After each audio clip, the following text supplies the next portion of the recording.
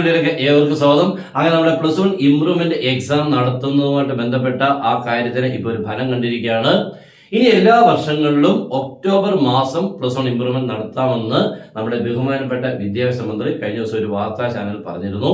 അപ്പൊ ഇതിന്റെ പേരിൽ കുറേ നാളായിട്ട് നമ്മളാണേലും അതേപോലെ പല ടീച്ചേഴ്സിന്റെ സംഘടനയാണെങ്കിലും ഒക്കെ ആവശ്യപ്പെട്ടിരുന്നു ഇതൊന്ന് മാറ്റി നടത്തണമെന്ന്. ഇപ്പൊ നടന്നുകൊണ്ടിരുന്നത് 2 വർഷമായിട്ടെന്ന് പറഞ്ഞാൽ പ്ലസ് ടുവിന്റെ റെഗുലർ എക്സാമിന്റെ സമയത്ത് ഇടയ്ക്കാണ് പ്ലസ് 1 ഇംപ്രൂവ്മെന്റ് നടന്നുകൊണ്ടിരുന്നത്.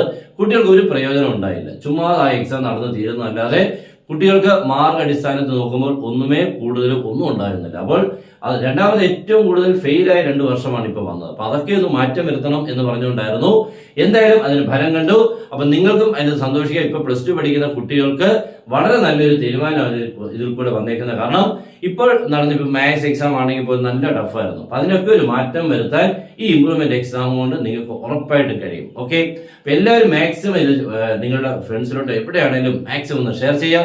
നമ്മുടെ ചാനലിൽ കൂടെ എല്ലാ കാര്യങ്ങളും കൃത്യമായിട്ട് നിങ്ങളോട് എത്തിച്ചിരിക്കും. അപ്പൊ എല്ലാവർക്കും best wishes and good bye.